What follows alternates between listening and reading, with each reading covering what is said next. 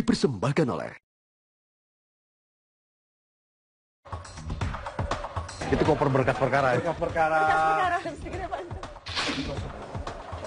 Jadi ruangan ini dipantau oleh CCTV. Ada CCTV, lalu berhadapan hanya penyidik dengan terperiksa dan penasihat hukumnya. Nah, lihat ruangan-ruangan yang semua sedang diperiksa semua termonitor satu persatu di sini dan langsung direkam. Ini rekaman hari-hari. Semua rekam hari-hari. Jadi apa yang terjadi kalau misalnya ada komplain macam-macam, kita minta tanggal berapa misalnya buka, langsung kita punya. Anda orang pertama yang reporter pertama yang masuk ke sini. Bahwa presiden kepala negara kita hormati, kita akui dan kita dengarkan pendapatnya. Tetapi presiden sebagai kepala pemerintahan, maaf, don't touch us. Selamat malam, selamat datang di Mata Najwa. Saya Najwa Shihab, tuan rumah Mata Najwa. KPK adalah lembaga publik, KPK tak boleh mengabaikan kritik. Kritik tak ubahnya konsultasi cuma-cuma. Tak ada salahnya membuka mata dan telinga. Sebab KPK harapan kita semua, maka KPK patut membuka dirinya. Publik perlu tahu bagaimana KPK bekerja, agar publik juga bisa membantu sebisanya. Jika segalanya serba tertutup, bukankah pamor KPK bisa kian meredup? Inilah Mata Najwa, membuka dapur KPK.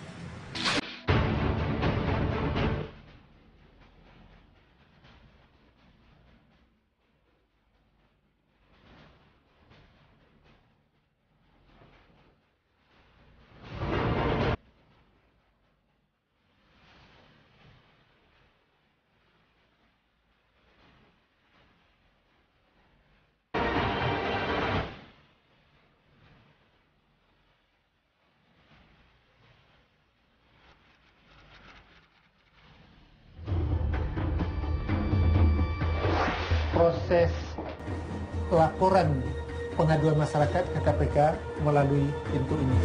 Jadi pada prinsipnya siapapun yang melihat, merasa atau punya informasi soal hal-hal janggal terkait korupsi bisa langsung datang ke KPK? Bisa langsung datang ke KPK, bisa melalui telepon, bisa melalui email, bisa melalui KWS juga, KPK, iya. Whistleblowing System. Iya, itu steril, tidak diketahui siapa pelapor atau macam, tapi terverifikasi dengan baik.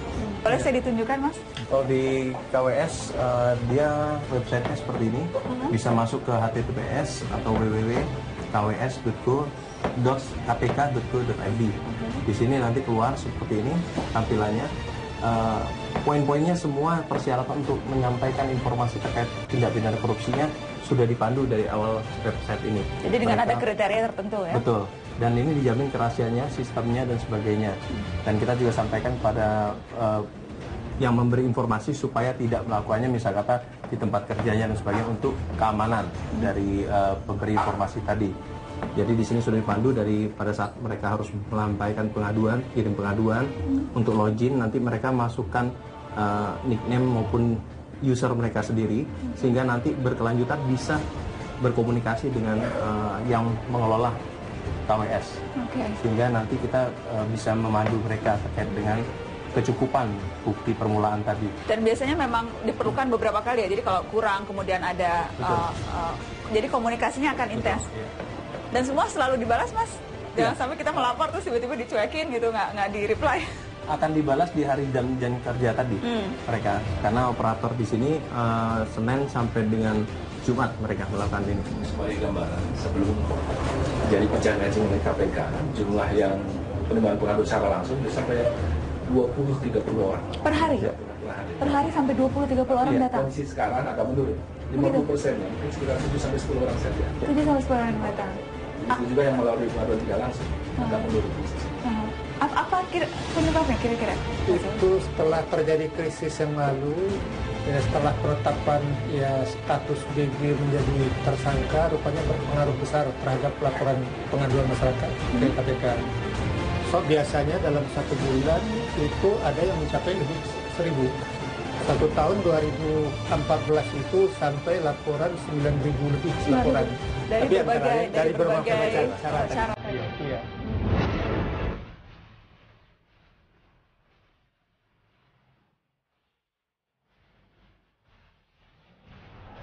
figura-figura anti korupsi. Ya, jujur, butuh niat, bukan gaya. Ya betul-betul. Sebetulnya korupsi itu kan memang sifat tidak jujur, korup, sifat busuk. Sebetulnya intinya gitu, perilaku orang itu sebetulnya. Inilah digambarkan. Jadi bukan hanya sekedar istilah jujur, tapi harusnya betul-betul mendalam sebetulnya terhadap perilaku itu.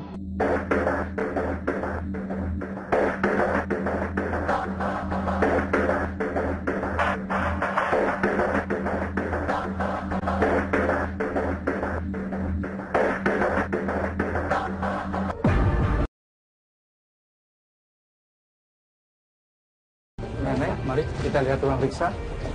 Kegiatan kami sejak awal menyatu sejak awal proses penanganan, baik penyidik maupun JPU. Ini lagi ada expose, bisa dilihat. Ini kegiatan expose. Selamat siang, Assalamualaikum. Ini dari Mas.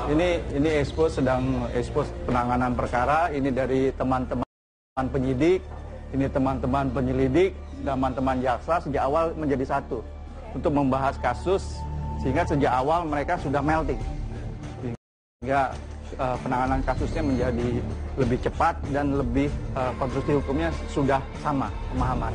Seberapa hangat sih biasanya perdebatan saat ekspos? Seberapa banyak kemudian yang biasanya sih seberapa panas begitu Pak? Panasnya terkait sampai dengan gebrak meja juga kan. Sampai gebrak Sampai meja. gebrak ya, Pak. Gebrak meja terkait dengan bagaimana memahami apa itu alat bukti, bagaimana memahami itu konstruksi hukumnya secara bersama-sama. Ini dokumen bukti. Ini dokumen. Sebelum diberkas ada di sini. Iya. Ini hanya untuk satu kasus misalnya? Oh enggak, ini berbagai. Karena kami kekurangan ruang, jadi sistemnya sistem pakai kontainer ini. Ini berbagai kasus ya. Kita campur-campur. Contoh-contoh dokumennya ini. Semuanya menumpuk di sini. Numpuk di ruang. Itu bukan mau berpergian. Nah, Koper apa tuh Pak? itu bukan berpergian. Itu koper berkas perkara. Berkas perkara. Kalau kita bawa ke pengadilan, Boleh hidup sedikit ya Pak? kalau ke pengadilan kalau diangkat kan terlalu berat, diseret lah, Jadi pakai roda. dalam bentuk koper-koper. Nah ini koper-koper, tumpuk-tumpukan. Ini buat berkas-berkas perkara, barang-barang bukti yang nanti. Memang Ya, benar bagus.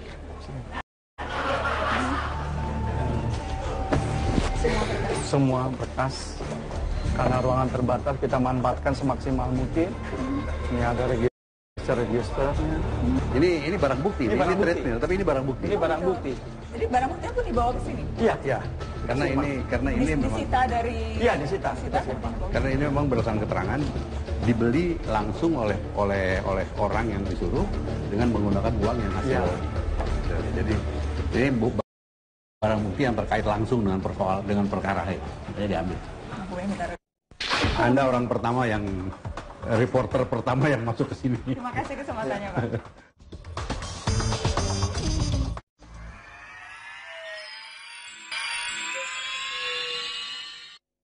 Dipersembahkan oleh, didukung oleh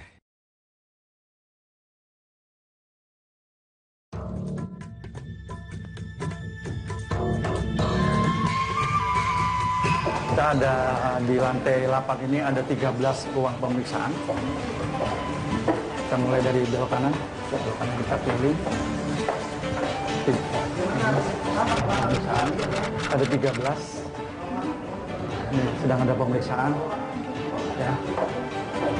Nggak perlu lihat, mau lihat? Boleh lihat yang sedang kosong Pak? Sedang kosong, kita lihat dulu, sedang isi. Ini sedang isi, yang sedang kosong, ya itu. Ini kosong. Kosong. Jadi ruangan ini dipantau oleh CCTV. Ini ada CCTV. Ada CCTV, lalu berhadapan hanya penyidik dengan terperiksa dan penasihat hukumnya. Ini cover begini, tidak ada yang orang lihat. Jadi kalau dibilang terjadi kekerasan itu satu hal yang tidak mungkin karena mereka selalu bertiga.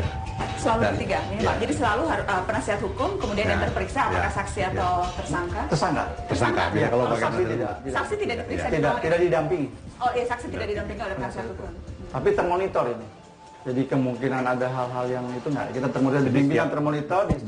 Baik audio maupun videonya kita ada ruang monitor. Jadi apa yang terjadi di ruangan ini kita akan tahu semua. Dan ada CD-nya selalu kita siap, recordingnya. Kegiatan terus. Dan itu bisa dipantau. Siapa yang punya akses ke ruangan itu dan atau kemudian meminta rekaman dan sebagainya? Pimpinan, saya, deputi dengan direktur. Direktur. Jadi kalau misalnya ada dispute jalan gini-gini, kita buka rekamannya tanggal sekian-sekian, kita buktikan. Ini memang sengaja ruangannya dibuat senetral mungkin ya Pak? Ya. Polos begitu, ini ada filosofi atau ada maksud tertentu tidak sih? Karena kan betul-betul plain kursi. Saya berusaha membayangkan begitu ya, walaupun tidak mau membayangkan menjadi tersangka, cuma meja, kursi berhadap-hadapan. Tidak ada laci. Tidak ada laci? Tidak ada laci. Kami memang desain, tidak ada laci. Untuk ya kan dulu ada cerita-cerita soal ada laci-laci yang aneh-aneh. Itu tidak ada laci. Memang tidak ada sarana-sarana untuk kita membuat sebuah kesan bahwa ada equal between the pemeriksa dan yang diperiksa. Oh, justru ini memberi kesan equal ya? Iya. Ya, equal. Bukan kesan malah mengintimidasi atau menceritakan itu? Karena ada orang ketiga dan kita pantau. Jadi para penyidik tahu bahwa ini dipantau di ruangan, ada monitor yang baik suaranya, dia nggak bentak aja, kita tahu di suaranya. Dan itu tidak boleh Pak Ruki? Tidak penyidik membentak atau? Oh, tidak boleh. Tidak boleh. Dan setiap proses pemeriksaan dalam teknik interogasi bukankah misalnya ada berbagai macam teknik metode termasuk untuk mengorek dan menggunakan suara tinggi dan sebagainya itu? Nah, itu teknik. Tapi ya. bukan mengintimidasi. Intimidasi tidak boleh, tidak diperkenankan. Tapi teknik bagaimana memancing orang bersikap, berempati, memancing emosi kan boleh saja. Tapi mengintimidasi tidak boleh. Karena melanggar. Berapa jam Pak biasanya rata-rata? Tergantung kebutuhan. Tergantung berapa. Bisa 9 jam. Bisa 9 jam. Bisa 3 jam cukup. Dan setiap awal pemeriksaan selalu bagian terperiksa kita kasih kode etik. Di situ kebetulan kode etiknya yang masih zaman Pak Ruki meninggalkan, dilarang memberikan, udah kita kasih tahu, rambu-rambunya sebelum proses pemeriksaan kita kasih. Apa itu Pak, boleh saya tahu kalau misalnya? Ada contohnya. Dengan ini diberitahukan bahwa para pegawai KPK dilarang meminta maupun menerima pemberian barang, uang, fasilitas atau meminta untuk melakukan sesuatu perbuatan bagi kepentingannya dan atau kepentingan orang pihak lain, serta dilarang berhubungan baik langsung maupun tidak langsung dengan tersangka atau pihak lainnya termasuk saksi yang terkait dengan perkara tindak pidana korupsi yang ditangani KPK tanpa alasan yang sah. Siapa saja yang mengatasnamakan pegawai KPK meminta barang, uang, fasilitas atau meminta untuk melakukan sesuatu perbuatan bagi kepentingannya dan atau kepentingan orang pihak lain agar ditolak karena perbuatan tersebut merupakan tindak pidana, minta dilaporkan kepada kepolisian setempat atau Direktorat Tenaga Kerja. Pimpinan KPK Taufikur Rahman Ruki 3 Mei 2006. Jadi sejak awal sekali. Sejak awal sudah kita karena pernahkah ada insiden atau ada sesuatu yang melatar belakangi lahirnya surat edaran ini? Ini memang sejak awal. Untuk lebih prevention prevention aja. Dan berarti ini ruangan yang tidak pernah kosong ya Pak? Iya, ini ruangan sampai jam 11 malam. Yang terakhir lampunya mati di sini. 11 malam. Masih ada pemeriksaan ya Pak sampai jam 11 malam? Nggak ada pemeriksaan, kalau jam 11 malam sudah tidak boleh. Tapi kita biasanya langsung melakukan penyelesaian berkas-berkas perkara. Diskusi untuk mengevaluasi. Ini adalah produk fotokopi karena memang kadang-kadang jaksa 3 harus punya 3 berkas, hakim 5 harus punya 5 berkas supaya lebih aman. Kalau kita tidak menggandakan di luar, kita upayakan tidak ada penggandaan di luar. Jadi di sini sendiri. Jadi tidak ada. Semua berkas-berkas Pak? Semua berkas. Kita punya divisi penggandaan tersendiri. Sebisa mungkin self-sufficient ya Pak? Ya. Sebisa mungkin semuanya dilakukan di KPK untuk Sebisa mungkin semuanya. Yang belum kita bisa lakukan misalnya penjilidan. Ya, penjilidan itu kita harus punya sendiri. Jadi dibawa keluar dokumen-dokumen ini? Ya, setelah jadi kita bawa keluar, tapi kita tunggu. Nah, rencana ke depan arahan Pak Ruki dan pimpinan kita akan membuka divisi penjilidan tersendiri. Nah, ini misalnya ini ruang monitor. Yang saya katakan tadi, ini ruang monitor sangat kecil, sangat sempit buka. Tolong seperti Anda lihat, semua sedang diperiksa, semua termonitor satu persatu dan langsung direkam. Ini rekaman hari-hari. Semua rekaman hari-hari. Jadi apa yang terjadi kalau misalnya ada komplain macam-macam, kita minta tanggal berapa misalnya buka, langsung kita punya. Semuanya ada. Voice-nya ada. Dan ini bisa diakses dari kita, dari pimpinan. Oh, dari ruangan pimpinan bisa juga bisa. diakses. Jadi pada saat pemeriksaan tertentu pimpinan bisa langsung Pimpinan bisa mendengarkan. langsung tertulis. Kalau diperlukan, cuman kita kadang-kadang juga nggak mungkin mengikuti secara detail teknis gitu, nggak mungkin. Tapi ini yang kita coba, kita punya. Sampai di sini kegiatan Ini khusus untuk penyidikan. Nanti di lantai 7 adalah untuk penyelidikan. Lantai 6 pengaduan masyarakat. Dan di lantai 5 penuntut. Itu jaksa-jaksa semua berhadapan dengan berkas-berkas mereka buat sih. Jadi 8, 7, 6, 5 adalah core bisnisnya atau operasionalnya KPK tadi. Rohnya KPK itu. Rohnya KPK. Betul. Teman-teman, Anda orang pertama yang reporter pertama yang masuk ke sini. terima kasih kesempatannya, Pak. Teman-teman sampai jam berapa biasanya Pak Arif? mereka sampai malam. Tergantung kebutuhan tuntutan pekerjaan saya. Makin lama makin Hah? Itu kan. ada kalau tidur istirahat buat kalau merem sebentar gitu. Ya. Boleh dilihat? Ini ruang barang-barang. Dokumen aja. Dan tidur di sini. Iya, tidurnya di sini. Ya.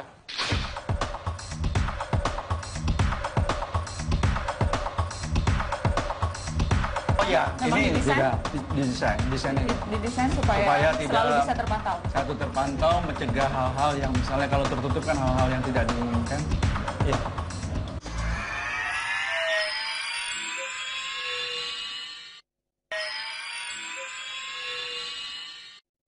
Dipersembahkan oleh, didukung oleh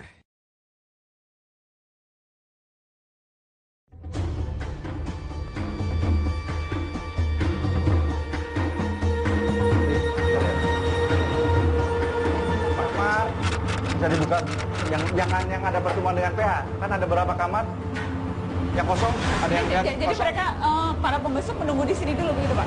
Iya, keluar besok nunggu di sini, yang tamu-tamu keluarga nunggu di sini, nanti Aksesnya tahanan- tapi dari luar semua berarti ya Pak? Iya, dari sana. Aksesnya dari sana? Iya, dari oke. sana masuk, nanti mereka duduk, diawasi, dikontrol. Jadi space-nya jadi cuma out, gini mereka antri? Ada di dalam ada. Ada di dalam ada juga. Selain di sini ada di ruangan dalam. Oke. Ruangan besuk selain di sini ada di dalam. Ada mungkin Pak itu ya. Memang Ini didesain? juga desain ini. Didesain supaya Supaya tidak selalu bisa terpantau. Satu terpantau, mencegah hal-hal yang misalnya kalau tertutup kan hal-hal yang tidak diinginkan. Ya.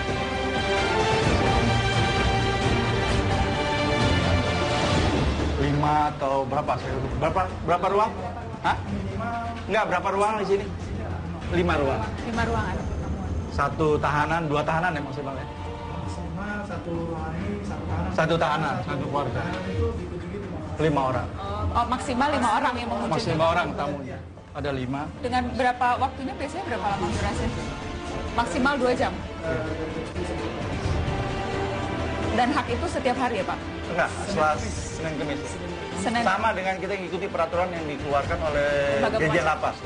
Dirjen Pas. Senin Kamis selama jam 10 sampai jam 12. Kalau menunggu ingkrah berarti kan bisa sampai lama tuh Pak Wari kalau menunggu sampai MA inkrahnya. Berarti lama juga mereka di sini ya? Lama dari proses penyidikan, lalu persidangan 120 hari, banding itu 60 hari harus putusnya lumayan. Hampir kira-kira kurang lebih lah sekitar setahun lah paling.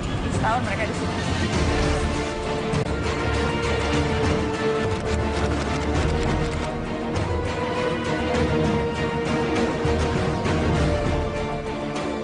Ini kegiatan rutin, saya ambil dulu ya, Pak. Kegiatan rutin yang dilakukan. Ini adalah bagian dari kegiatan yang disebut dengan expose kasus.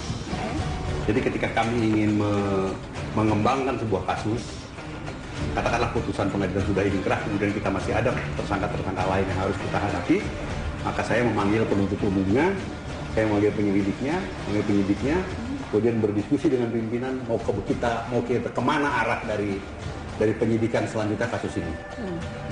Bayangkan kasusnya sebesar begini, pengadilannya ini adalah hasil audit Badan Pemeriksa Keuangan, ini adalah putusan pengadilan tinggi, ini putusan pengadilan negeri, ini berkas perkaranya tak gini tebalnya, dan ini mesti kita kaji satu persatu. Nah, mereka menjelaskan kepada kita ini bagaimananya. Maka kemudian kita mendiskusikan, lalu kita memberikan guidance untuk mereka. Mereka harus maju ke sana. Pak Ruki karena dulu sebelumnya sudah menjadi pimpinan, jadi mungkin sudah familiar. Saya ingin tanya ke Pak Anto Indrianto Seno Aji, dulu di luar, sekarang di dalam, penyesuaian terbesar yang harus Anda lakukan, Pak? Kalau berkaitan dengan permasalahan-permasalahan hukum, khususnya untuk kasus-kasus yang ditangani KPK, saya cepat menyesuaikan. Saya melakukan adaptasi dengan tim, semua ini bukan menjadi permasalahan saya yang sangat prinsipil sekali, tidak. Jadi saya cepat bisa dapat menyesuaikan di sini. Walaupun sering yang kemarin-kemarin mungkin dari kacamata yang berbeda, sekarang dari kacamata yang ini. Iya. Tidak menjadi masalah untuk saya. Untuk saya, bagaimana kita berposisi secara profesional dalam kedudukan yang saya sekarang di KPK, itu aja. Jadi dalam penanganan perkara yang ditangani oleh KPK pun saya juga melakukan pendekatan-pendekatan dengan penyesuaian yang ada di KPK sih. Jadi hampir setiap hari? Tiap hari kasusnya beda-beda. Makanya kasus ini, Pak. Ini waktu kasus ini dibawa ke sini, saya bilang coba bawa kemari berkas kasus. Ada 2 orang masuk ke apa itu? Berkas perkara, Pak. Hah? Masya Allah. Sampai 2 orang yang angkat. Bisa dibayangkan tingginya segini, coba dirikan. Bisa dibayangkan. Berat ya, Pak? Waduh, berat, jangan nanya gitu. Aduh. Nah, bayangkan ini berkas perkara sini. 50 kilo. Dia dibawa anak-anak digotong sini. Saya bilang, apa itu? Berkas perkara, Pak. Loh,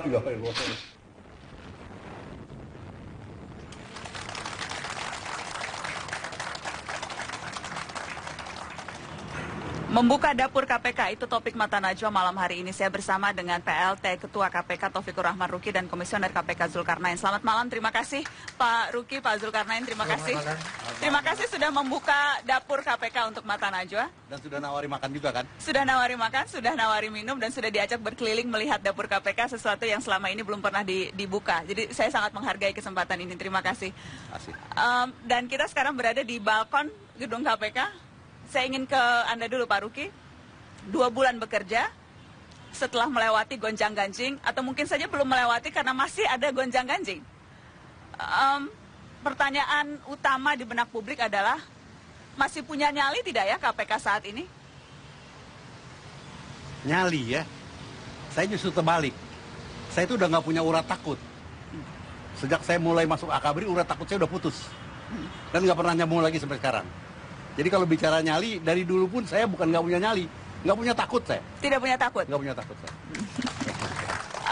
Anda sebetulnya menyadari bahwa keraguan itu ada dari masyarakat.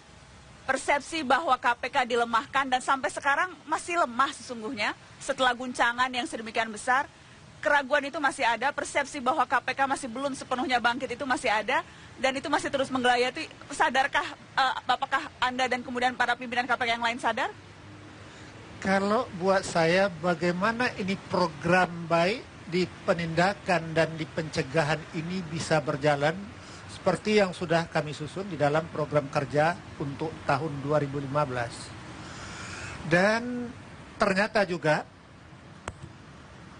dengan adanya kepemimpinan yang 5, kita masih bisa cepat solid, dan untuk melaksanakan tugas-tugas yang ada, ini dari hasil evaluasi ya saya selama lebih kurang 2 bulan ini, sudah banyak yang bisa kita perbuat dan kita lakukan. Malah terhadap hal-hal yang kurang, yang lalu mungkin dalam proses bisnis di penindakan, kita secara bertahap sudah kita lebih solid lagi untuk memperbaiki ke depan. Pak Ruki, persepsi itu, keraguan itu, yang tidak hanya ditujukan terhadap institusi, tetapi juga mungkin terlebih kepada PLT. Kita ingat di awal-awal banyak yang meragukan, banyak yang menuding Pak Ruki itu titipan. Kemudian Pak Indrianto Seno Aji juga katanya rekam jejaknya diragukan.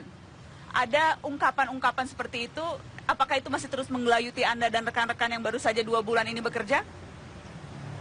Kebetulan saya sendiri bukan pertama kali masuk di KPK. Saya pimpinan pertama, kami pimpinan pertama di KPK juga sama diragukan.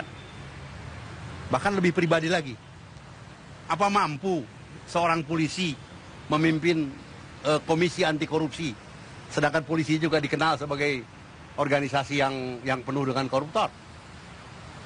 Saya tidak usah dijawab yang begitu, tidak usah direspon, tidak usah dijawab dengan kata-kata. Kita buktikan saja dengan perbuatan. Dan ternyata kemudian ya saya mohon maaf, pimpinan yang bisa menyelesaikan termnya secara lengkap dan tidak ada masalah justru pada pimpinan pada jilid pertama. Dan kita sudah membuktikan.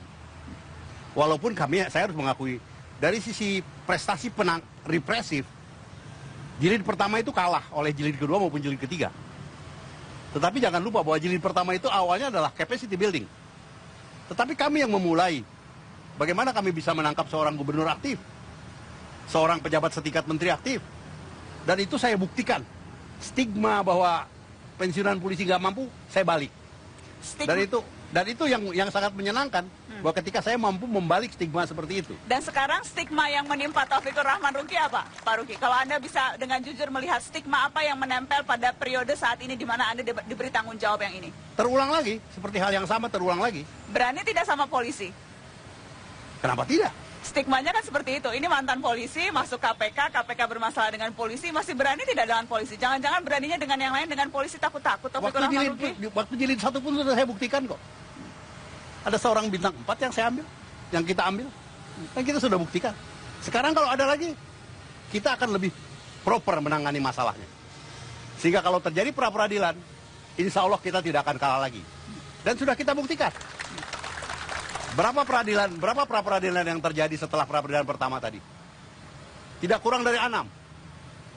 Yang 4 kita menangkan, yang 2 menarik. Artinya kita sudah cukup perkasa untuk menghadapi itu. Saya mau mengutip supaya tidak salah. Nggak usahlah ada OTT karena itu sangat menguras tenaga. Kita akan fokus menyelesaikan kasus. Banyak yang mengkritik Anda ketika itu, Pak Zul. Sudah mulai lemas kah?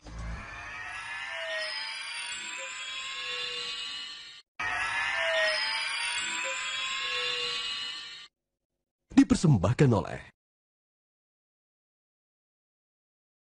didukung oleh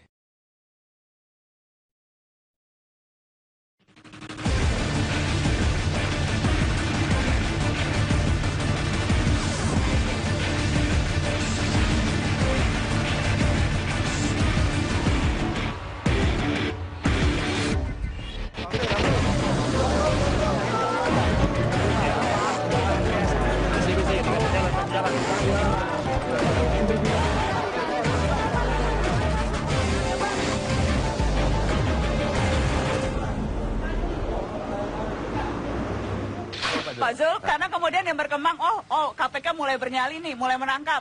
Ada anggota DPR dari partai penguasa ditangkap. Tapi polisi yang berpangkat bribka saja takut. Pak Zul? Itu bukan masalah takut dengan tidak takut menurut saya. Ini kan proses kan lagi berjalan. Nanti teman-teman di penyidikan akan mendalami itu. Sejauh mana posisi dari yang polisian ini akan terlihat nanti berikut kan secara jelas. Tapi yang penting dulu pelaku yang utamanya tentu harus kita utamakan untuk didahulukan prosesnya. Ini kan perlu alat bukti juga. Ya kita harapkan juga dari kepolisian ini yang ikut tertangkap itu bisa lebih terbuka ya proses itu dan bisa mempercepat perkara yang utamanya. Statusnya, kalau saya boleh tahu statusnya sendiri terhadap si kurir ini? Ya kalau saat ini statusnya baru sebagai saksi. Baru sebagai saksi. Kemudian orang membanding-bandingkan dengan beberapa perkara tangkap tangan di mana kurir-kurirnya bahkan juga dijatuhi hukuman. Ya itu karena kan, memang itu kan bisa terlibat. saja nanti. Itu dengan melalui koordinasi supervisi kita lihat sejauh mana peran mereka, apakah memang mereka itu memang ada turut membantu atau bukan, kita lihat nanti belakangan. Ya kita harapkan dulu yang utama ini dulu Artinya kita harapkan keterangannya lebih terbuka sehingga posisi kasus ini secara lebih luas akan terlihat nanti secara proporsional dan profesional. Karena Pak Zul, saya juga ingat tidak beberapa lama setelah OTT terjadi, ada sempat pernyataan Anda yang mengejutkan. Saya mau mengutip supaya tidak salah, nggak usahlah ada OTT karena itu sangat menguras tenaga. Kita akan fokus menyelesaikan kasus. Banyak yang mengkritik Anda ketika itu, Pak Zul. Sudah mulai lemaskah komisioner yang ini? Sebetulnya. Tidak mau ada OTT? Saya kan belakangan kan jarang untuk bicara.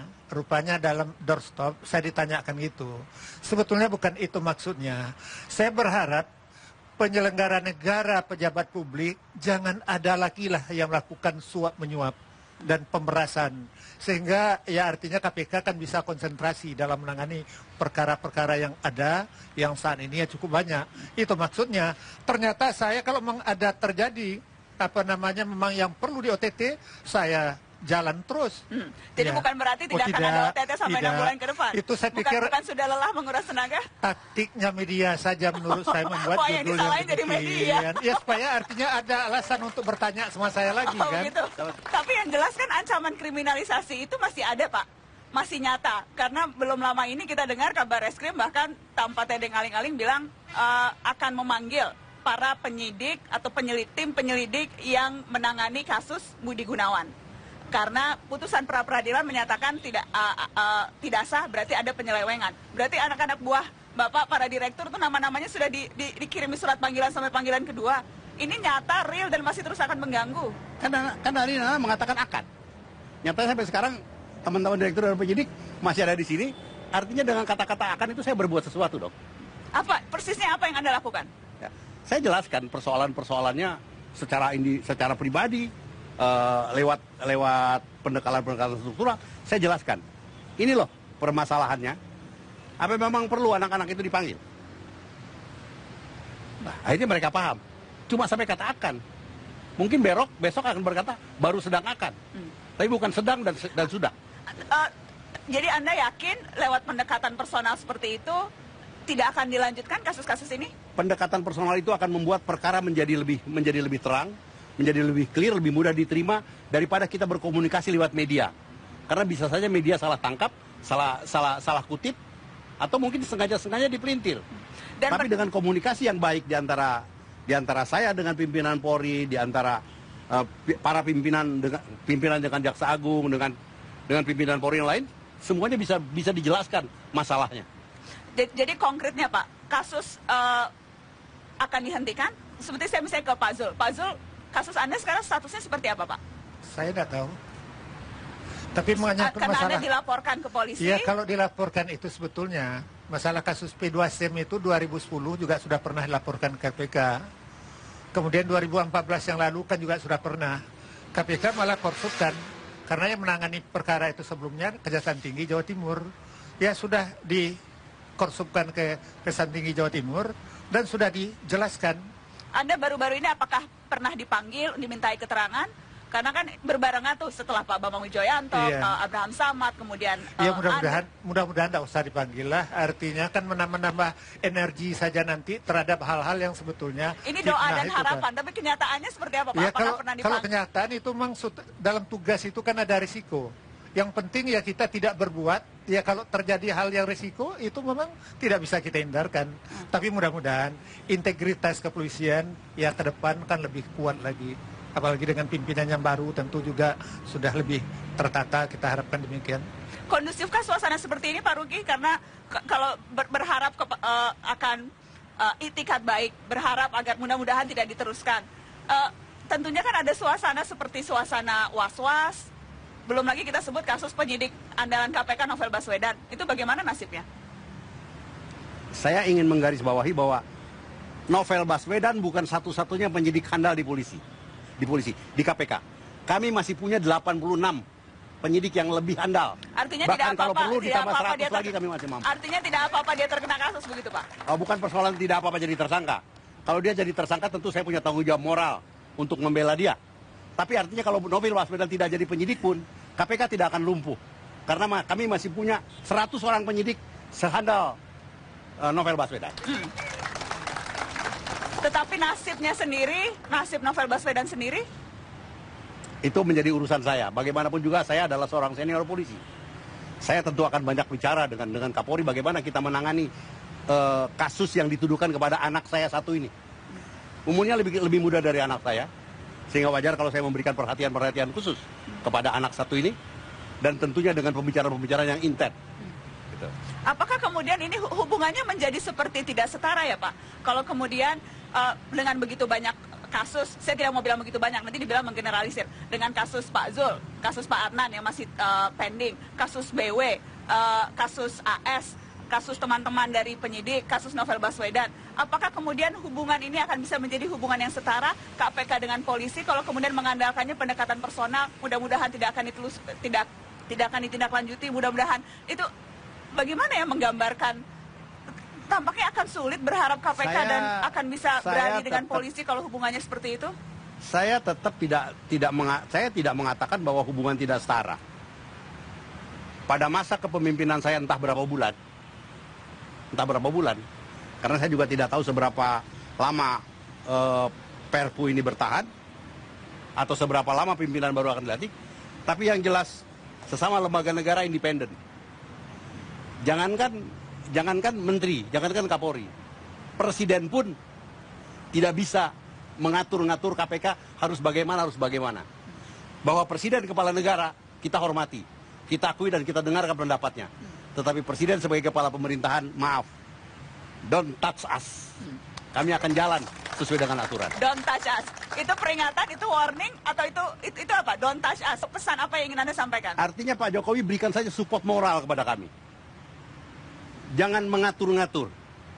Kami insya Allah akan mengatur sendiri. Dan kami tidak akan keluar dari garis-garis kewenangan berdasarkan undang-undang yang kami miliki.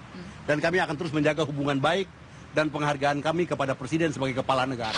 Saya nantang KPK, coba buka. Betul nggak itu sih?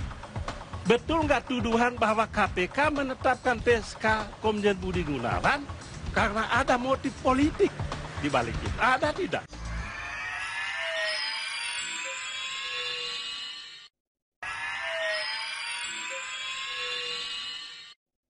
Dipersembahkan oleh, didukung oleh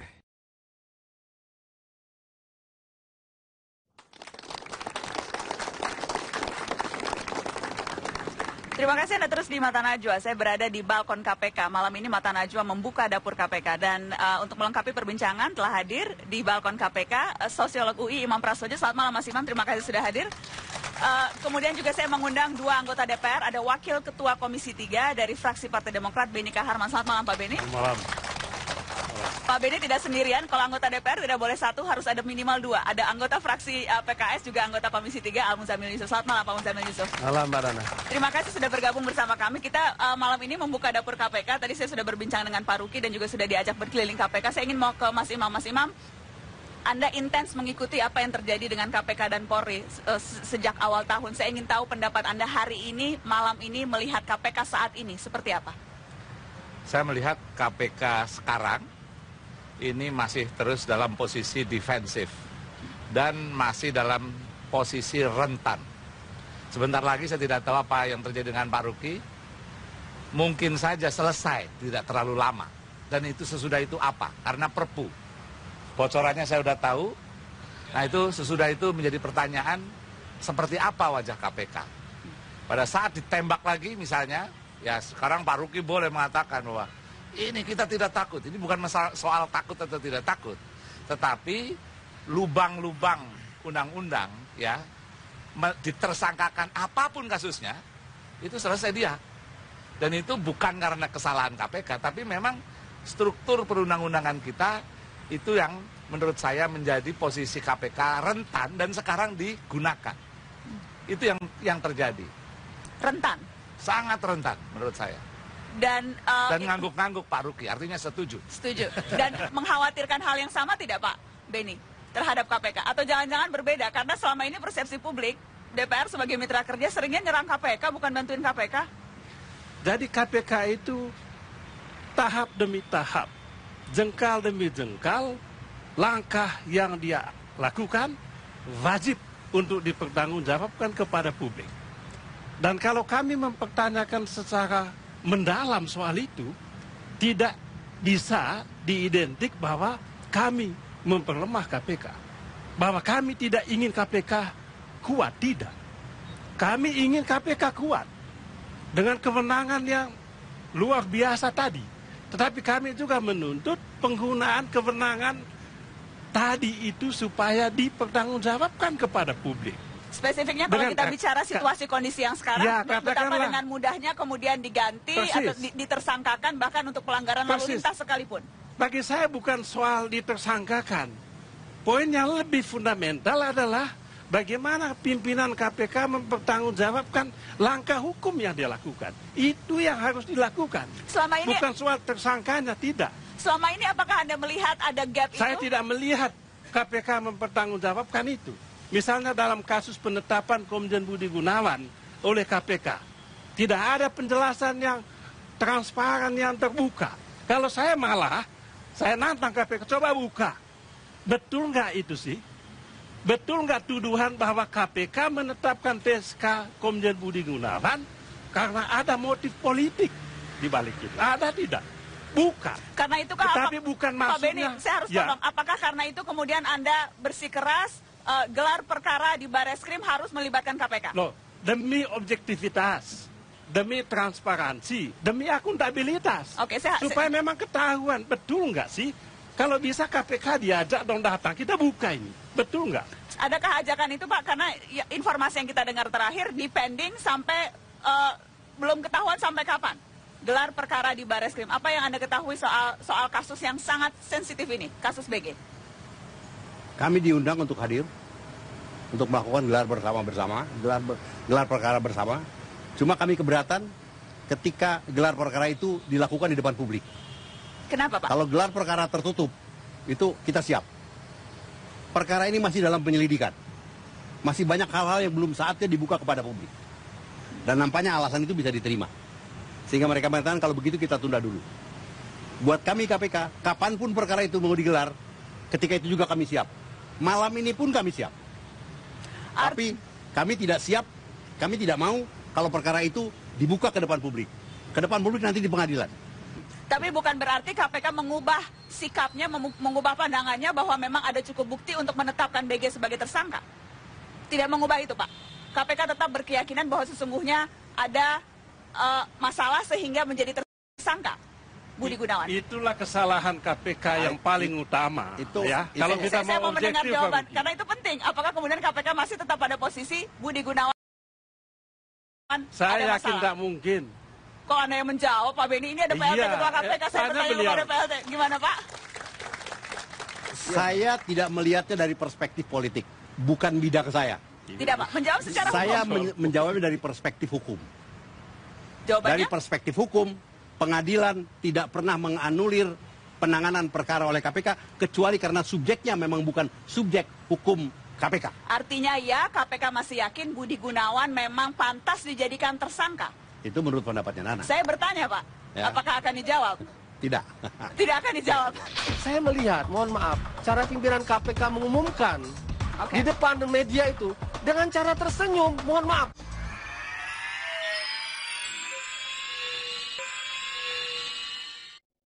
Dipersembahkan oleh,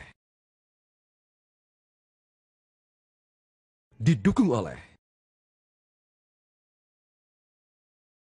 Pak Muzamil Yusuf, kenapa tampaknya DPR ingin sekali clear masalah hukum? Jangan-jangan memang DPR nih yang mau Pak BG jadi minimal jadi Wakapolri lah, walaupun bukan jadi Kapolri? Kasus BG kita lihat, sebenarnya kasus BG itu tidak akan masalah besar. Maukah Anda menjawab pertanyaan saya yang tadi? Saya jawab Mbak. Kalau Desember itu sudah wacana BG akan dicalonkan sudah muncul. Kalau KPK sudah punya 2 alat bukti, keluarkan pada waktu itu. BG belum jadi calon Kapolri. Nggak akan rame-rame seperti ini. Satu itu.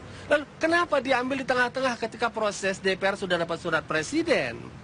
Nah, akhirnya terjadilah kasus seperti ini. Maka saya ingin mengatakan, ada persoalan memang pembawaan pimpinan KPK yang menurut saya harusnya tidak dengan style seperti itu. Seperti apa? Kita ini yang namanya korupsi itu sudah seperti wabah. Kalau wabah terjadi, seorang dokter itu bukan senang dapat pasien. Dia prihatin, dia berpikirnya integral. Dia tidak bersuka cita dengan datangnya ada pasien diselesaikan, dalam hal ini ditangkap ya. Dia berpikir, bagaimana cara menyadarkan ya bangsa ini. Dalam cara keprihatinan, saya melihat, mohon maaf, cara pimpinan KPK mengumumkan di depan media itu dengan cara tersenyum. Tapi saya mengatakan cara itu tidak tepat. Harus dengan cara keprihatinan. Dengan segala hormat dengan lembaga Polri, putra terbaik kalian, kami punya bukti, kami proses. Tapi kami tidak menyerang lembaganya. Ada komunikasi, tapi komunikasi yang dibangun seakan-akan eksekutif, legislatif, yudikatif, semua korup, semua musuh, semua yang dihancurkan. Apakah negara bisa tegak hanya dengan KPK? Mohon maaf, saya melihat KPK menikmati expose terhadap hal itu. Yang jelas masyarakat menikmati kalau ada koruptor yang ketangkap. Itu tadi. Yang menikmati, media menikmati, saya menikmati kalau ada orang ketangkap, tahu rasa ditangkap, dan mudah-mudahan ada efek jerah. Saya menikmati. Betul, Mbak. Dan seharusnya menikmati juga anggota DPR. Penindakan itu salah satu. Tetapi karena keprihatinan lebih besar, karena ini epidemik, maka begitu ada yang ditangkap berpikirnya bagaimana membangun pencegahan yang panjang. Oke, Mas Imam? Wong lagi ditangkap tangan saja nggak kapok-kapok, itu ya republik ini. Ini yang menjadi soal. Nah, saya setuju ya bahwa harus ada sebuah evaluasi Pak Ruki di KPK ini. Bagaimana? Lama katanya untuk apa evaluasi. Ya jangan langsung menyerah begitu Pak. Kan itu benar prediksi. Siapa tahu nanti politik itu bisa berubah setiap menit Pak. Betul. Nah, jadi itu yang terjadi. Jadi saya melihat bahwa dulu orang mengatakan bahwa hukum itu tajam ke bawah tapi tumpul ke atas. Sekarang betul KPK membuktikan ternyata bisa juga tajam ke atas, tapi najamnya kemana-mana, ke partai politik, ya, ke polisi, kemana-mana. Ya tentu saja orang ini bisa menjadi ya dengan semua substansi yang Pak Muzamil katakan itu sebenarnya betul. Statement dari Pak Muzamil itu seolah-olah protes terhadap pendidikan. Enggak, sama sekali tidak.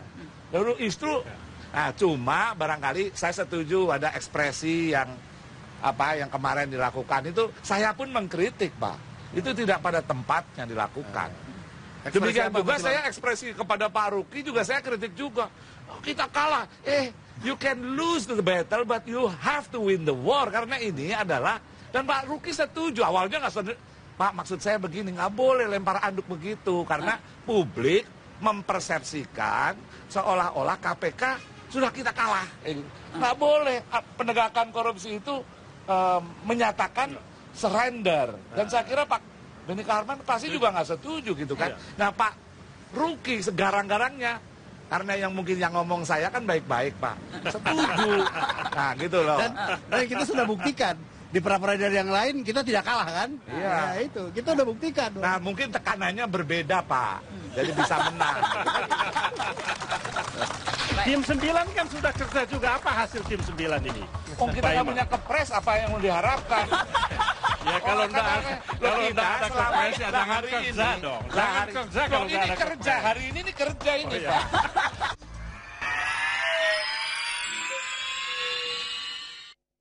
Dipersembahkan oleh, didukung oleh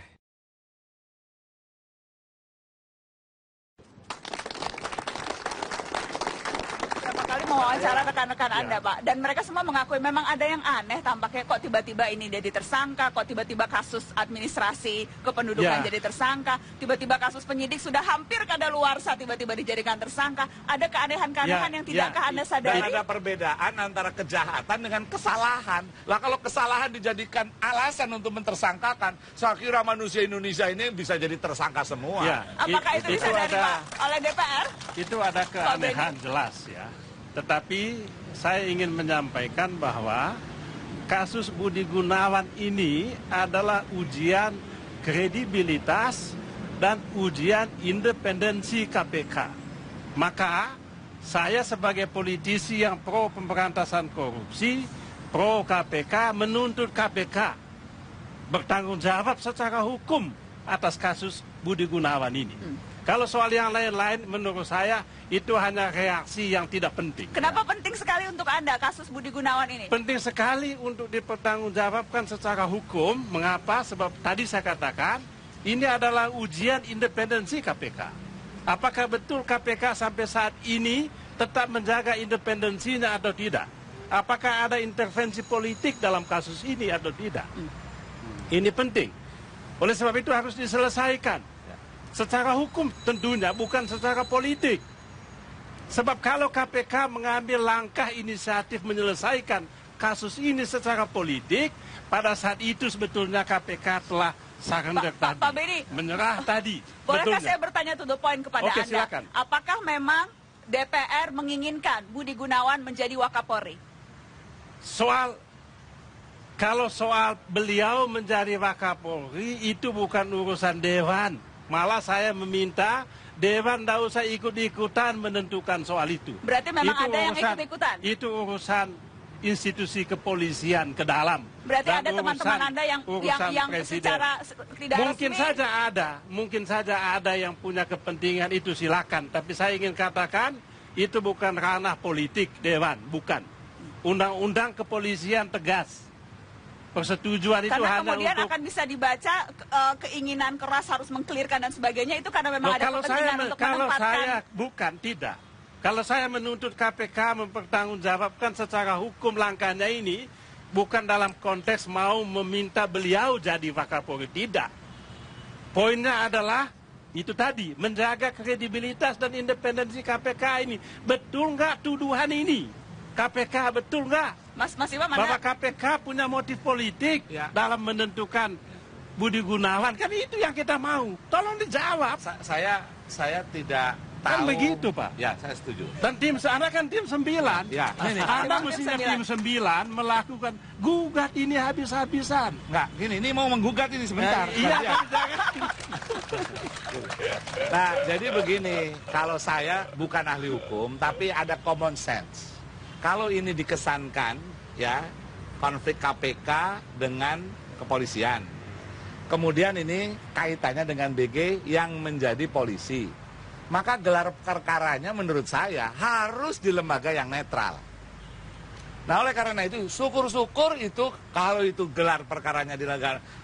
Kalau kejaksaan itu dianggap tidak netral juga, buatlah itu tim yang betul-betul dianggap netral, tidak ada kepentingan. Saya tidak bisa bayangkan kalau gelar perkaranya di kepolisian, ya, yang menyangkut tentang polisi. Oleh karena itu kalau kita mau strukturnya agak sedikit total gitu ya, konflik of interest sangat mungkin terjadi. Nah, bahwa terus ada pertimbangan ini kalau dibuka, kalau saya sampai hari ini masih mengatakan kalau dibuka ini ada kemungkinan KPK yang tercederai kalau ternyata tuduhannya tidak terbukti, tapi kalau ternyata terbukti sama sebaliknya juga akan terjadi sebuah. Nah, ini mungkin cost politik yang dihitung-hitung oleh Pak Ruki dan lebih berat hitungannya yang mana, Mas Imam? Saya sebagai anggota tim 9, walaupun Anda di sini sebagai sosiolog, itu hitungannya akan lebih berat. Kalau saya nggak perlu hitung-hitungan politik, gelar perkara itu di mana? Ya, tapi di tempat yang netral, jangan di tempat yang kemungkinan menjadi ada konflik of interest. Tapi itu jauh, Pak Imam. Yang paling dekat adalah KPK melakukan audit ke dalam. Itu dulu. Ya. Audit itu penetapan tersangka Komjen Budi Gunawan. Sudah nggak itu dilakukan? Sudah dilakukan. Saya percaya KPK sampai saat ini. Terus terang. Walaupun partai saya juga banyak kader yang di ini KPK, kami dukung KPK. Termasuk kalau ya. Tapi saya ingin untuk kasus ini, silakan KPK audit ke dalam, Pak. Saya akan klarifikasi sedikit, Pak. Ketika pimpinan KPK yang lama memutuskan, kemudian dieksekusi oleh kami yang baru untuk menyerahkan kasus ini ke Kejaksaan Agung, telah dilakukan pembicaraan yang sifatnya teknis antara deputi kami dengan Jaksa Agung Muda. Dan ketika itu dinyatakan dengan segala kelengkapannya, mereka mengatakan bahwa perkara ini telah lengkap. Penyerahannya kepada Jaksa Agung.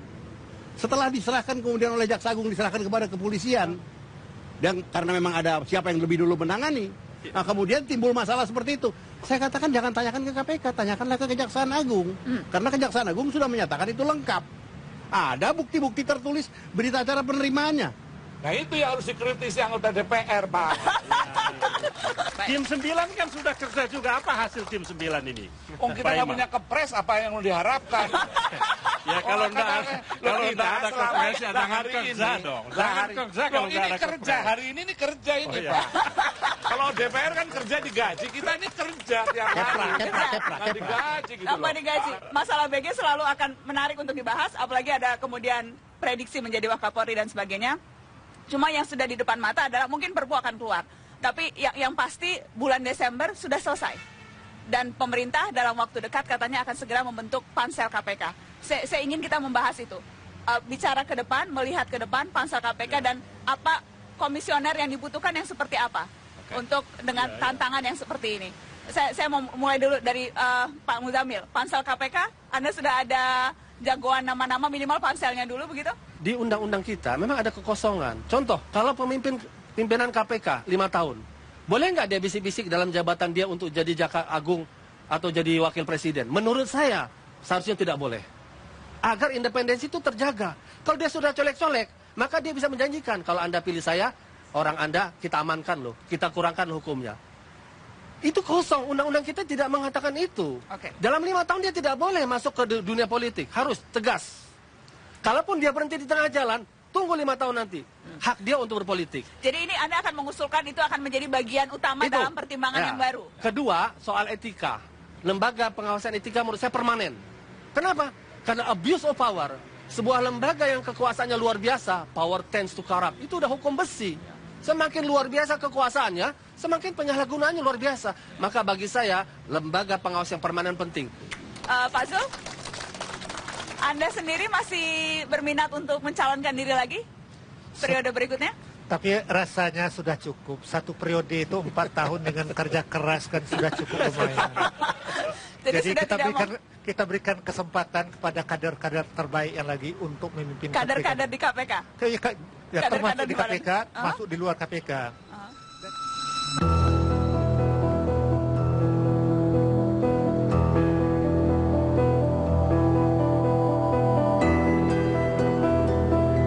KPK yang lama memutuskan, kemudian dieksekusi oleh kami yang baru untuk menyerahkan kasus ini ke Kejaksaan Agung, telah dilakukan pembicaraan yang sifatnya teknis antara deputi kami dengan Jaksa Agung Muda.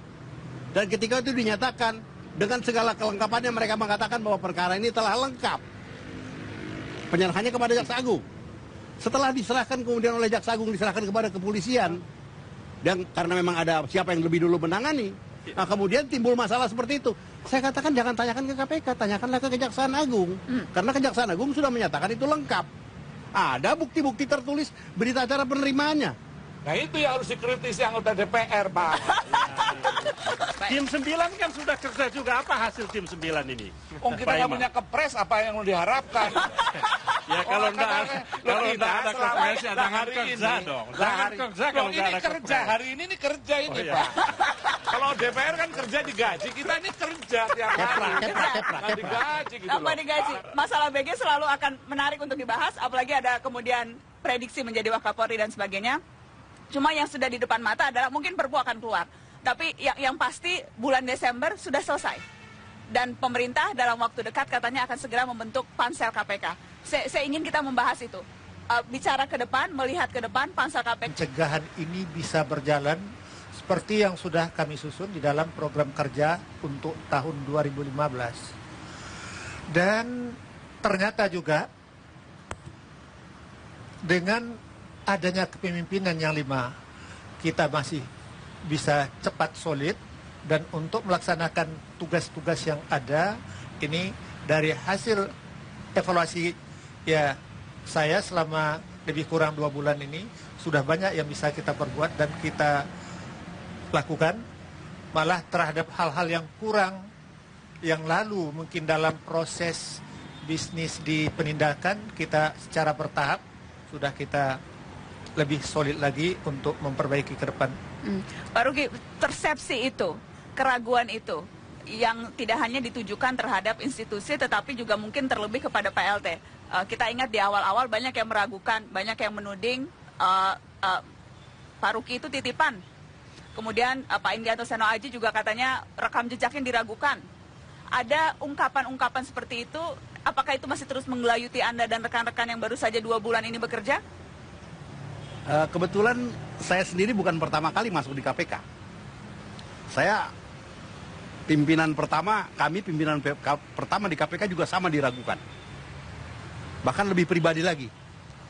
Apa mampu seorang polisi? Itu teknik, tapi bukan mengintimidasi. Intimidasi tidak boleh, tidak diperkenankan. Tapi teknik bagaimana memancing orang bersikap, berempati, memancing emosi kan boleh saja. Tapi mengintimidasi tidak boleh. Karena melanggar. Berapa jam Pak biasanya rata-rata?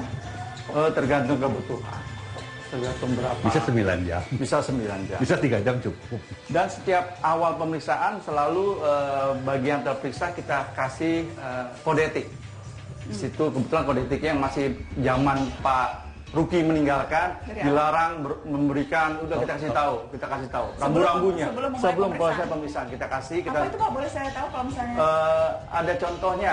Dengan ini diberitahukan bahwa para pegawai KPK dilarang meminta maupun menerima pemberian barang, uang, fasilitas atau meminta untuk melakukan sesuatu perbuatan bagi kepentingannya dan atau kepentingan orang pihak lain, serta dilarang berhubungan baik langsung maupun tidak langsung dengan tersangka atau pihak lainnya termasuk saksi yang terkait dengan perkara tindak pidana korupsi yang ditangani KPK tanpa alasan yang sah.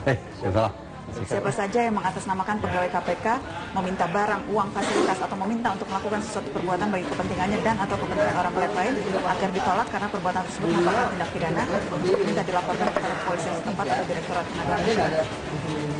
Pimpinan KPK Taufikur Rahman Ruki, 3 Mei 2006. Jadi sejak awal sekali? Sejak awal sudah kita karena ini biasanya berapa lama durasinya? Maksimal 2 jam? Dan hak itu setiap hari ya Pak? Enggak, Senin Kemis. Sama dengan kita mengikuti peraturan yang dikeluarkan oleh Dirjen Lapas. Dirjen Pas. Senin Kamis selama jam 10 sampai jam 12. Ya. Kalau menunggu ingkrah berarti kan bisa sampai lama tuh Pak Wari kalau menunggu sampai MA inkrahnya. Berarti lama juga mereka di sini ya? Lama, dari proses penyidikan, lalu persidangan 120 hari, banding itu 60 hari harus putus, ya lumayan. Hampir kira-kira kurang lebih lah sekitar setahun lah. Setahun mereka di sini.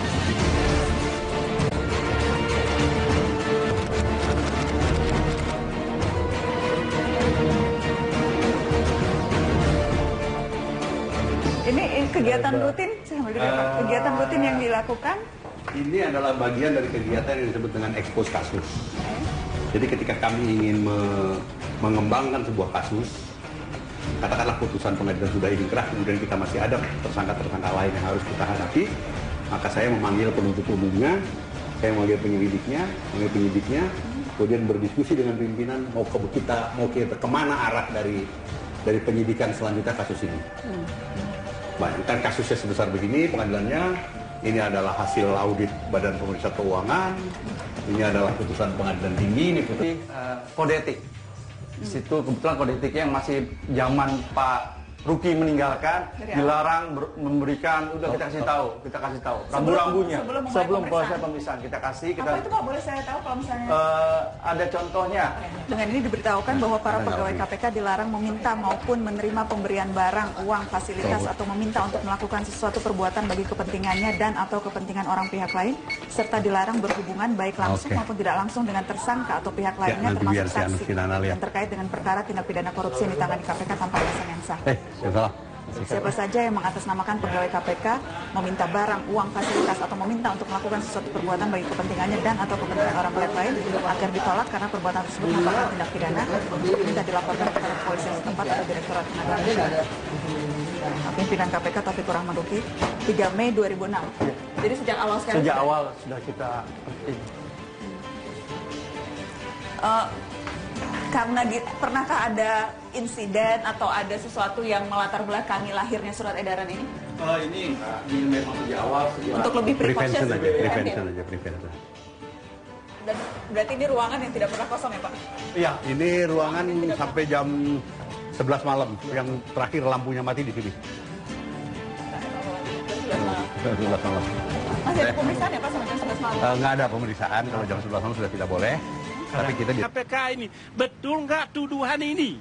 KPK betul nggak? Mas Iwan mana? Bahwa KPK punya motif politik dalam menentukan Budi Gunawan, kan itu yang kita mau. Tolong dijawab. Saya tidak tahu. Kan begitu, Pak. Ya, saya setuju. Dan tim Anda kan tim 9. Ya. Anda mestinya tim 9 melakukan gugat ini habis-habisan. Enggak, ini mau menggugat ini sebentar. Iya, Nah, jadi begini, kalau saya bukan ahli hukum, tapi ada common sense. Kalau ini dikesankan, ya, konflik KPK dengan kepolisian. Kemudian ini kaitannya dengan BG yang menjadi polisi. Maka gelar perkaranya menurut saya harus di lembaga yang netral. Nah, oleh karena itu, syukur-syukur itu kalau itu gelar perkaranya di lembaga. Kalau kejaksaan itu dianggap tidak netral juga, buatlah itu tim yang betul-betul dianggap netral, tidak ada kepentingan. Saya tidak bisa bayangkan kalau gelar perkaranya di kepolisian, ya, yang menyangkut tentang polisi. Oleh karena itu, kalau kita mau strukturnya agak sedikit total gitu ya, konflik of interest sangat mungkin terjadi.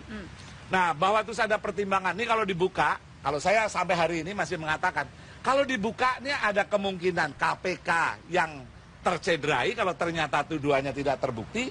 Tapi kalau boleh dilihat? Ini ruang barang-barang dokumen aja. Tidur di sini. Iya, tidur di sini. Ya.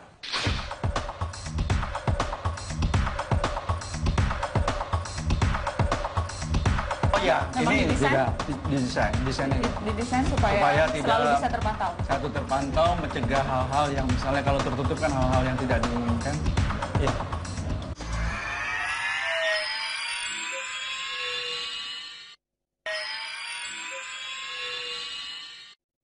Dipersembahkan oleh, didukung oleh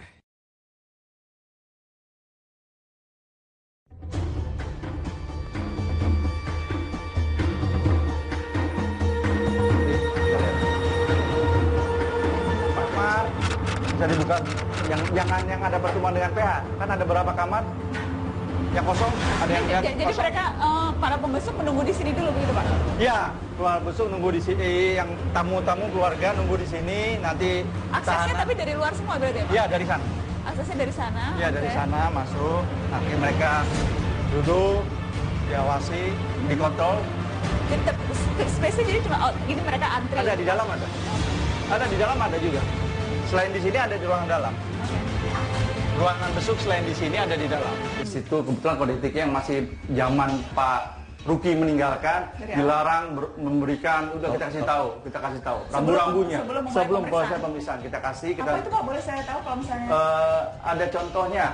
Dengan ini diberitahukan bahwa para pegawai KPK dilarang meminta maupun menerima pemberian barang, uang, fasilitas, atau meminta untuk melakukan sesuatu perbuatan bagi kepentingannya dan atau kepentingan orang pihak lain, serta dilarang berhubungan baik langsung maupun tidak langsung dengan tersangka atau pihak lainnya, termasuk saksi yang terkait dengan perkara tindak pidana korupsi yang ditangani KPK tanpa alasan yang sah. Siapa saja yang mengatasnamakan pegawai KPK meminta barang, uang, fasilitas, atau meminta untuk melakukan sesuatu perbuatan bagi kepentingannya dan atau kepentingan orang pihak lain agar ditolak karena perbuatan tersebut merupakan tindak pidana, minta dilaporkan kepada kepolisian setempat atau Direktorat Pengaduan Pidana. Pimpinan KPK Taufikur Rahman Ruki, 3 Mei 2006. Jadi sejak awal sekali. Sejak awal sudah kita. Karena pernahkah ada insiden atau ada sesuatu yang melatar belakangi lahirnya surat edaran ini? Ini memang sejak awal. Untuk lebih Prevention prevention aja. Dan berarti ini ruangan yang tidak pernah kosong ya, Pak? Iya, ini ruangan sampai jam 11 malam. Yang terakhir lampunya mati di sini. 11 malam. Masih ada pemeriksaan ya, Pak, sampai jam 11 malam? Nggak ada pemeriksaan, kalau jam 11 malam sudah tidak boleh. Tapi kita biasanya langsung melakukan penyelesaian berkas-berkas. Hal terbesar yang harus Anda lakukan, Pak? Kalau berkaitan dengan permasalahan-permasalahan hukum, khususnya untuk kasus-kasus yang ditangani KPK, saya cepat menyesuaikan. Saya melakukan adaptasi dengan tim, semua ini bukan menjadi permasalahan saya yang sangat prinsipil sekali, tidak. Jadi saya cepat bisa dapat menyesuaikan di sini. Walaupun sering yang kemarin-kemarin mungkin dari kacamata yang berbeda, sekarang dari kacamata yang ini. Iya. Tidak menjadi masalah untuk saya. Untuk saya, bagaimana kita berposisi secara profesional dalam kedudukannya saya sekarang di KPK, itu aja. Jadi dalam penanganan perkara yang ditangani oleh KPK pun saya juga melakukan pendekatan-pendekatan dengan penyesuaian yang ada di KPK. Jadi hampir setiap hari? Tiap hari kasusnya beda-beda. Makanya kasus ini, Pak. Ini waktu kasus ini dibawa ke sini, saya bilang coba bawa kemari berkas kasusnya. Ada 2 orang masuk ke apa itu? Berkas perkara, Pak. Hah? Masya Allah. Sampai 2 orang yang angkat. Bisa dibayangkan tingginya segini, coba gini kan. Bisa dibayangkan. Berat ya, Pak? Waduh, berat, jangan anaknya gitu. Aduh. Nah, bayangkan ini berkas perkara sih. Akhirnya surat edaran ini? Ini memang di awal. Untuk lebih prevention aja, prevention. prevention. Dan berarti ini ruangan yang tidak pernah kosong ya, Pak? Iya, ini ruangan sampai jam 11 malam. Yang terakhir lampunya mati di sini. 11 malam. Masih ada pemeriksaan ya, Pak, sampai jam 11 malam? Nggak ada pemeriksaan, kalau jam 11 malam sudah tidak boleh. Tapi kita biasanya langsung melakukan penyelesaian berkas-berkas perkara. Diskusi untuk mengevaluasi. Ini adalah produk fotokopi penggandaan. Karena memang kadang-kadang jaksa 3 harus punya 3 berkas, hakim 5 harus punya 5 berkas. Supaya lebih aman. Kalau kita tidak menggandakan di luar, kita upayakan tidak ada penggandaan di luar. Jadi di sini sendiri. Jadi tidak ada. Semua berkas-berkas, Pak? Semua berkas. Kita punya divisi penggandaan tersendiri. Sebisa mungkin self-sufficient ya, Pak? Ya. Sebisa mungkin semuanya dilakukan di KPK untuk Sebisa mungkin semuanya. Yang belum kita bisa lakukan misalnya penjilidan. Ya, penjilidan itu kita harus punya sendiri. Jadi dibawa keluar dokumen-dokumen ini? Ya, setelah jadi, kita bawa keluar, tapi kita tunggu. Kita tunggu. Nah, rencana ke depan, arahan Pak Ruki dan pimpinan, kita akan membuka divisi penjilidan tersendiri. Nah, ini misalnya, ini ruang monitor. Yang saya katakan tadi, ini ruang monitor sangat kecil, sangat sempit juga. Tolong nih, seperti itu bukan urusan Dewan. Malah saya meminta Dewan tidak usah ikut-ikutan menentukan soal itu. Berarti memang ada yang ikut-ikutan? Itu urusan institusi kepolisian ke dalam. Berarti ada teman-teman Anda yang secara tidak mungkin saja ada yang punya kepentingan itu, silakan. Tapi saya ingin katakan itu bukan ranah politik Dewan, bukan. Undang-undang kepolisian tegas. Persetujuan itu karena hanya kemudian untuk... akan bisa dibaca keinginan keras harus mengkelirkan dan sebagainya itu karena memang ada kepentingan untuk menempatkan. Kalau saya menuntut KPK mempertanggungjawabkan secara hukum langkahnya ini, bukan dalam konteks mau meminta beliau jadi Wakapolri, tidak. Poinnya adalah itu tadi, menjaga kredibilitas dan independensi KPK ini. Betul nggak tuduhan ini? KPK betul nggak? Mas Iwan, bahwa KPK punya motif politik dalam menentukan Budi Gunawan, kan itu yang kita mau. Tolong dijawab. Saya tidak tahu. Kan begitu, Pak. Ya, saya setuju. Dan tim sana kan tim 9. Ya. Anda mestinya tim 9 melakukan gugat ini habis-habisan. Enggak, gini, ini mau menggugat ini sebentar. Nah, jadi begini, kalau saya bukan ahli hukum, tapi ada common sense. Kalau ini dikesankan, ya, konflik KPK dengan kepolisian.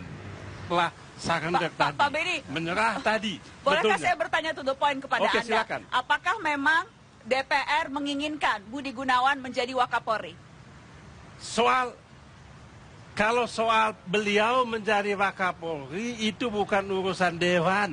Malah saya meminta Dewan tidak usah ikut-ikutan menentukan soal itu. Berarti memang ada yang ikut-ikutan? Itu urusan institusi kepolisian ke dalam. Berarti ada teman-teman Anda yang secara tidak mungkin saja ada yang punya kepentingan itu, silakan. Tapi saya ingin katakan itu bukan ranah politik Dewan, bukan.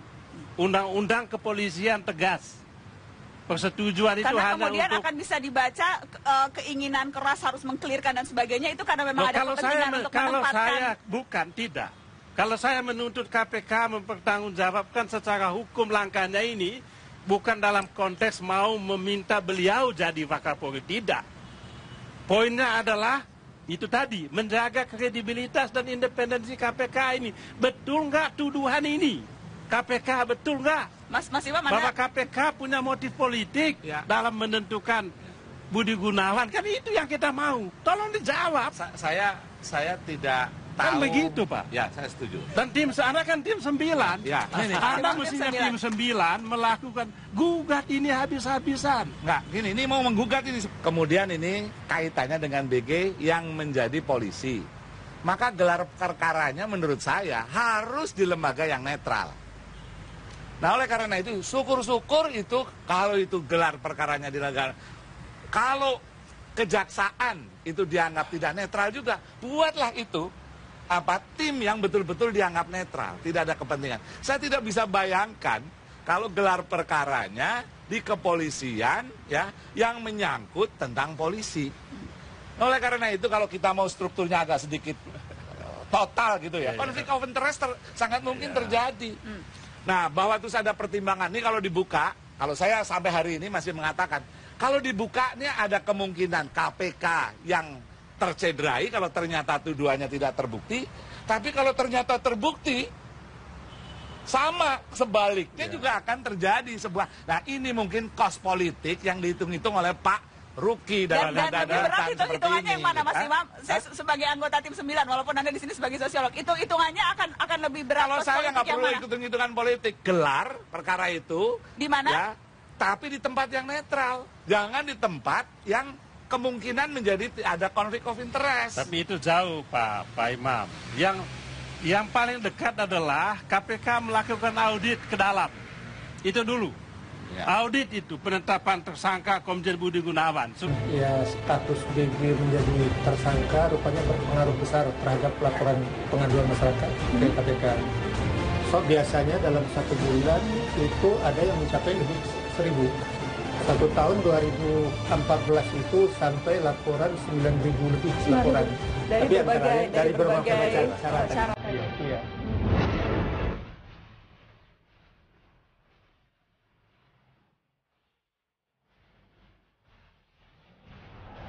Figura-figura anti korupsi, ya, jujur, butuh niat, bukan gaya, ya betul-betul. Sebetulnya korupsi itu kan memang sifat tidak jujur, korup, sifat busuk. Sebetulnya intinya gitu, perilaku orang itu sebetulnya. Inilah digambarkan. Jadi bukan hanya sekedar istilah jujur, tapi harusnya betul-betul mendalam sebetulnya terhadap perilaku itu.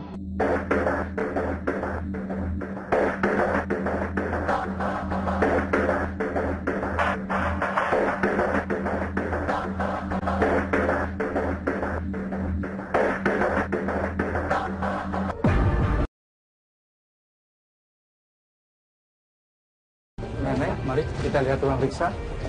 Kegiatan kami sejak awal kami menyatu sejak awal proses penanganan baik penyelidik.